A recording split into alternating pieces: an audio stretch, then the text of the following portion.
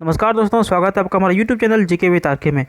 तो दोस्तों, आप इस वीडियो में देखने वाले हैं सौर मंडल से संबंधित 60 बहुत ही महत्वपूर्ण प्रश्न उत्तर जो लगभग सभी परीक्षाओं में पूछे जाते हैं। आपको पता भी होगा, चाहे वो किसी भी तरह की परीक्षा हो, एसएससी हो, एसएससी सीजीएल हो, जेएसएससी हो, डिफेंस लेवल की हो या फिर जेपीएससी हो, किसी भी तरह की यदि परीक्षा होती है तो उसमें आपको पता है कि भूगोल में सौरमंडल का जो प्रश्न बहुत आते हैं और बार बार आते हैं। तो दोस्तों, आप इसमें टोटल 60 प्रश्न देखने वाले हैं। वीडियो थोड़ा लंबा हो सकता है, इसलिए यदि आप शुरू से अंत तक देखेंगे तो उम्मीद है कि आपको दूसरा वीडियो देखने की जरूरत नहीं पड़ेगा सौरमंडल से संबंधित। दोस्तों, यदि हमारे चैनल पर नया है तो हमारे चैनल को सब्सक्राइब कर लें, जो इस तरह का आइकन बन के आएगा उसको भी क्लिक कर दें। मैं रोज़ इस चैनल पर 10 बजे वीडियो डालता हूँ सुबह में, तो उसका नोटिफिकेशन आपको प्राप्त हो जाएगा। चलिए अगला प्रश्न हम यहाँ पे देखते हैं। क्वेश्चन नंबर 1 प्रश्न में है कि भूगोल का जनक किसे कहा जाता है। तो भूगोल का जनक किसे कहा जाता है? तो भूगोल का जनक जो है वो हेकेटियस को कहा जाता है। दोस्तों, हम इसमें थोड़ा क्वेश्चन जल्दी जल्दी पढ़ेंगे, थोड़ा ध्यान दीजिएगा, काहे कि वीडियो बहुत ज़्यादा लंबा हो जाएगा। हम नहीं चाहते कि आपका टाइम बर्बाद हो, इसलिए बस मेरा मकसद है कि आप तक क्वेश्चन पहुँचा देना और उसका आंसर। चलिए अगला प्रश्न यहाँ पे देखिए, क्वेश्चन नंबर 2 भूगोल को एक अलग अध्ययन शास्त्र के रूप में स्थापित करने का श्रेय निम्न में से किस विद्वान को जाता है। तो भूगोल को एक अलग अध्ययन शास्त्र के रूप में स्थापित करने का श्रेय यहाँ पे इरेटोस्थनीज को जाता है। Option number A is the right year. चलिए अगला प्रश्न यहाँ पे देखिए कि भूगोल के लिए जियोग्राफिका जो शब्द है उसका प्रयोग सर्वप्रथम किसने किया था। तो जियोग्राफिका शब्द का प्रयोग सर्वप्रथम किया था इरेटोस्थनीज ने। चलिए 4 नंबर प्रश्न में देखिए पूछ रहा है कि जियोग्राफी के शाब्दिक अर्थ के आधार पर भूगोल का परिभाषा की गई है। तो भूगोल की परिभाषा जो की गई है वो क्या की गई है? तो यहाँ पे देखिए इसका ये नंबर सही आंसर होगा। भूगोल वह विज्ञान है जो पृथ्वी के धरातल का अध्ययन कराता है। चलिए 4 नंबर क्वेश्चन यहाँ पे कंप्लीट हो गया। 5 नंबर में देखिए क्या पूछ रहा है कि भूगोल पृथ्वी को केंद्र मानकर अध्ययन करने वाला विज्ञान है, किसने कहा था। तो भूगोल जो है पृथ्वी को केंद्र मानकर अध्ययन करने वाला जो कहा है, किसने कहा है? तो देखिए यहाँ पे वारेनियस ने कहा है। दोस्तों, इसमें भूगोल की जो पहचान है उसके बारे में भी यहाँ पढ़ रहे हैं। 5-10 क्वेश्चन आपको मिलेंगे, फिर सौरमंडल से संबंधित क्वेश्चन बहुत सारे मिलने वाले हैं आपको। तो वीडियो के शुरू से अंत तक आप जरूर रहें और चैनल को सब्सक्राइब कर लें। और वीडियो यदि आपको थोड़ा सा भी अच्छा लग रहा है तो वीडियो को आप हमारे लाइक जरूर करें, क्योंकि बहुत सारी मेहनत करके हम बनाते हैं वीडियो। चलिए अगला प्रश्न यहाँ पे देखिए कि भूगोल भूतल का अध्ययन है, किसने कहा था। तो भूगोल भूतल का अध्ययन है किसने कहा था? तो कांट ने कहा था। Option number B is the right year. 7 नंबर क्वेश्चन में देखिए पूछ रहा है कि भौगोलिक विचारधाराओं में नवनियतिवाद की विचारधारा का प्रवर्तक कौन है। तो देखिए इसका सही उत्तर यहाँ पे ऑप्शन नंबर बी हो जाएगा, ग्राफिथ टेलर। 8 नंबर क्वेश्चन में देखिए पूछ रहा है कि वर्तमान भूत की कुंजी है, किसने कहा था। तो वर्तमान भूत की कुंजी है जेम्स हटन ने कहा था। किसने कहा था? वर्तमान भूत की कुंजी है तो जेम्स हटन ने कहा था। अगला प्रश्न यहाँ पे देखिए, स्थल रूप संरचना प्रक्रम तथा अवस्था का प्रतिफल होता है, कथन किसका है। तो ये किसने कहा था? तो यहाँ पे बी नंबर सही हो जाएगा, WM डेविस ने कहा था। 10 नंबर प्रश्न में पूछ रहा है कि यदि इतिहास कब का वैज्ञानिक अध्ययन प्रस्तुत करता है तो भूगोल कहाँ का वैज्ञानिक एवं तार्किक अध्ययन प्रस्तुत करता है। दोस्तों, क्वेश्चन को आपने समझ लिया होगा। एक बार यहाँ पे ध्यान से देखिए एक बार कि इतिहास क्या कहता है। इतिहास यदि कहता है कि कब का वैज्ञानिक अध्ययन प्रस्तुत करता है तो भूगोल कहाँ का वैज्ञानिक अध्ययन प्रस्तुत करता है। कथन निम्नलिखित में से किस विद्वान का है। तो किसने कहा था ये? तो कार्ल सावर ने कहा था ये बात को। 11 नंबर में देखिए, भू आकृति विज्ञान जिसे जियोग्राफोलॉजी का जन्मदाता किसे कहा जाता है। यानी कि सीधा से समझिए कि भू आकृति विज्ञान जो है उसका जन्मदाता किसे माना जाता है, कहा जाता है। तो उसका सही उत्तर हो जाएगा पेसेल को। भू आकृति विज्ञान का जन्मदाता माना जाता है। चलिए अगला प्रश्न यहाँ पे देखिए कि रूको और जाओ नीतिवाद की विचारधारा के प्रतिपादक कौन है। तो रूको और जाओ नीतिवाद की विचारधारा के प्रतिपादक यहाँ पर ग्राफिथ टेलर हो जाएंगे। इसका यहाँ पे सही उत्तर डी नंबर ऑप्शन है। चलिए 13 नंबर क्वेश्चन में पूछ रहा है कि भूगोल को मानव परिस्थिति के रूप में परिभाषित करने वाला विद्वान कौन है। तो सही उत्तर यहाँ पे ऑप्शन नंबर डी हो जाएगा, H बैरोज। देखिए अगला प्रश्न पूछ रहा है कि गणितीय भूगोल का प्रारंभकर्ता निम्न में से कौन है। तो गणितीय भूगोल का प्रारंभकर्ता जो है वो यहाँ पे थेल्स हो जाएंगे। ए नंबर यहाँ पे सही आंसर है। 15 नंबर पूछ रहा है, चूंकि मानव पृथ्वी पर निवास करता है अतः पृथ्वी पर निर्भर है, किसका कथन है। तो मानव पृथ्वी पर निवास करता है, पृथ्वी पर निर्भर है, ये जो कथन है वो जिन ब्रून्स का कथन है। चलिए 16 नंबर क्वेश्चन में पूछ रहा है कि क्षेत्रीय भूगोल का पिता निम्न में से किस भूगोल वेता को कहा जाता है। तो क्षेत्रीय भूगोल का पिता जो कहा जाता है वो कहा जाता है कार्ल रिटर को। किसको? ये नंबर ऑप्शन यहाँ पे सही हो जाएगा, कार्ल रिटर। 17 नंबर क्वेश्चन में देखिए पूछ रहा है कि मानव भूगोल का संस्थापक निम्न में से किसको कहा जाता है? तो मानव भूगोल का संस्थापक कार्ल रिटर को कहा जाता है। 18 नंबर क्वेश्चन में पूछ रहा है कि मानव भूगोल या अस्थायी पृथ्वी एवं चंचल मानव के पारस्परिक परिवर्तनशील संबंधों का अध्ययन है, किसका कथन है? तो ये कुछ सैंपल का कथन है। 19 नंबर क्वेश्चन पूछ रहा है कि सौर प्रणाली की खोज किसने की थी? तो सौर प्रणाली की खोज जो की थी वो कोपरनिकस ने की थी। दोस्तों यहाँ से आपको क्वेश्चन बहुत ही ज़्यादा इंपॉर्टेंट क्वेश्चन मिलेंगे जो बार बार परीक्षाओं में पूछे गए हैं। हम उसी क्वेश्चन को लिए हैं, बहुत सारे क्वेश्चन का हमने यहाँ पे देख करके बहुत सारे क्वेश्चन को इग्नोर करके छांट के यहाँ पे लाए हैं। दोस्तों आप वीडियो को जरूर अंत तक देखें ताकि आपको कोई दूसरा वीडियो देखने की जरूरत नहीं पड़े। चलिए यहाँ पे देखिए 20 नंबर क्वेश्चन पूछ रहा है कि सूर्य के चारों ओर घूमने वाले खगोलीय पिंड क्या कहलाते हैं? तो सूर्य के चारों ओर घूमने वाले खगोलीय पिंड ग्रह कहलाते हैं। 21 नंबर क्वेश्चन देखिए, किसी ग्रह के चारों ओर परिक्रमा करने वाले छोटे आकाशीय पिंड को क्या कहते हैं? तो किसी ग्रह के चारों ओर परिक्रमा करने वाले छोटे आकाशीय पिंडों को उपग्रह कहते हैं। चलिए 22 नंबर क्वेश्चन देखिए कि ग्रहों की गति का नियम किसने प्रतिपादित किया था? तो ग्रहों की गति का नियम केपलर ने प्रतिपादित किया था। 23 नंबर क्वेश्चन देखिए, सौरमंडल में कुल कितने ग्रह हैं? तो सौरमंडल में कुल 8 ग्रह हैं। 24 नंबर क्वेश्चन पूछ रहा है कि निम्नलिखित में से कौन सौरमंडल का भाग नहीं है?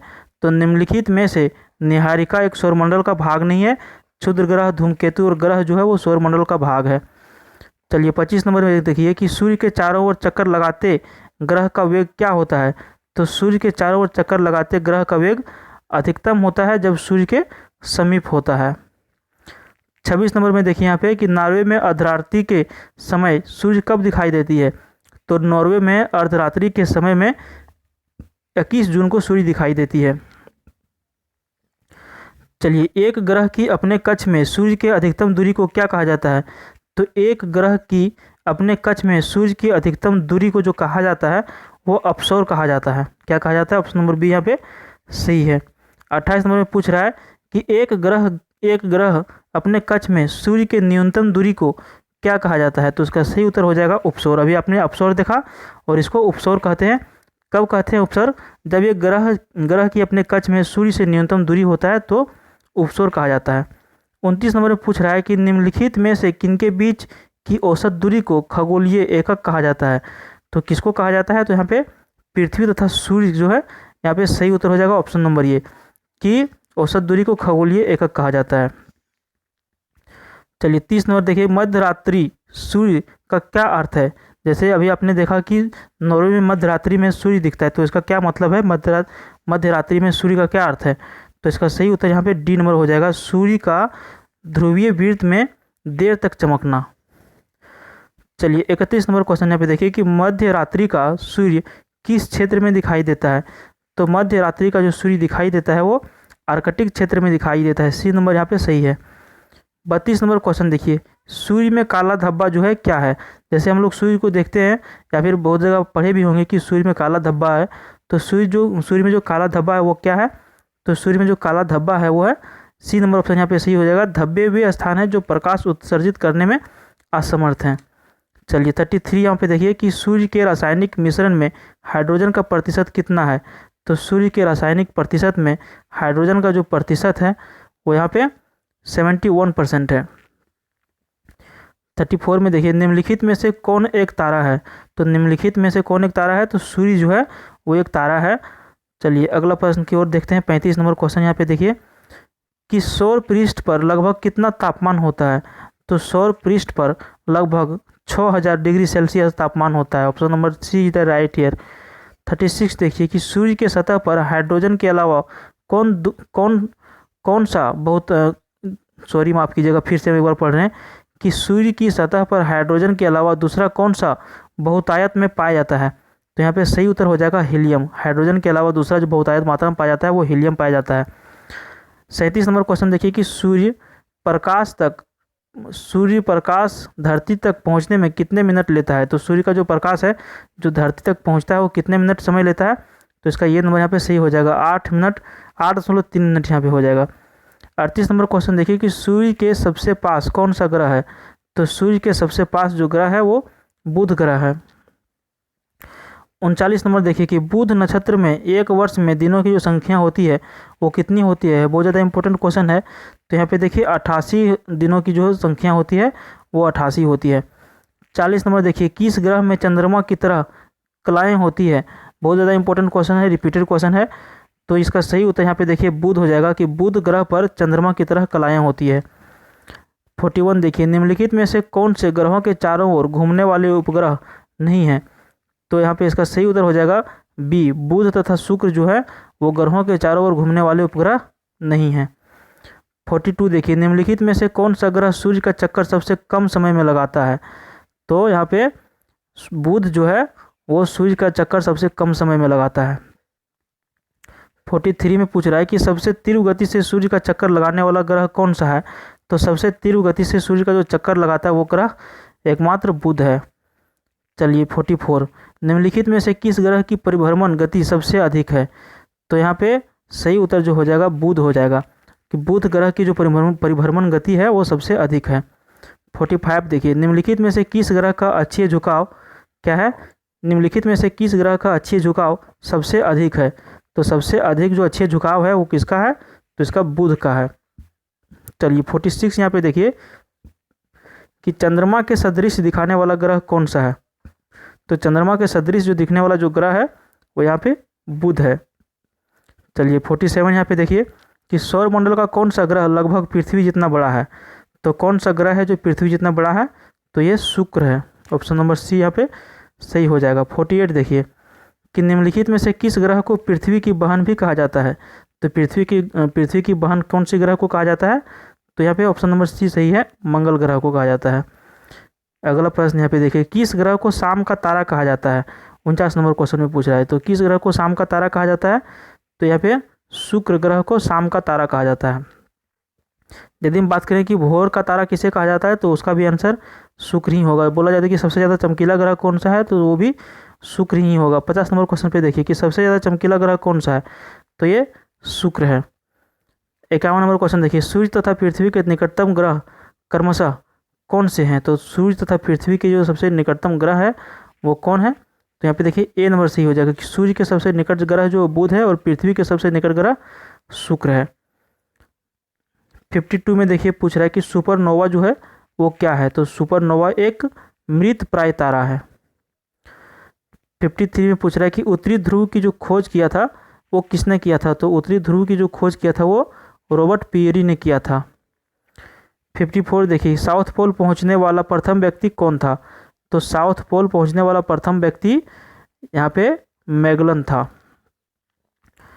55 में पूछ रहा है कि पृथ्वी के सबसे निकटतम खगोलीय पिंड है।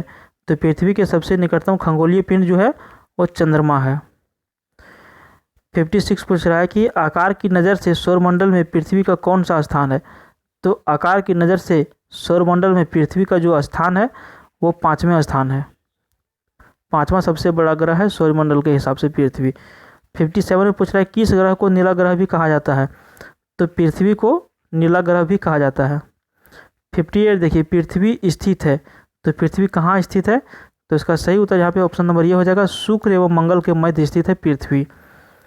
59 देखिए पूछ रहा है कि किस दिन पृथ्वी सूर्य के सबसे निकट होती है। तो कौन सी दिन पृथ्वी जो है सूर्य के सबसे निकट होती है। तो यहाँ पे 3 जनवरी इसका आंसर सही हो जाएगा। यहाँ पे देखिए पृथ्वी सूर्य से अपनी अधिकतम दूरी पर होती है कब। तो इसका सही उत्तर यहाँ पे ऑप्शन नंबर डी हो जाएगा 4 जुलाई। तो दोस्तों हमने 60 क्वेश्चन बहुत जल्दी कंप्लीट कर लिया। उम्मीद है आपको 60 क्वेश्चन जो है सो पढ़ने में बहुत मज़ा आया होगा। और आप इस तरह से यदि पढ़ेंगे तो हमारे चैनल को सब्सक्राइब कर लें। हम इस तरह का वीडियो लाते रहते हैं। धन्यवाद।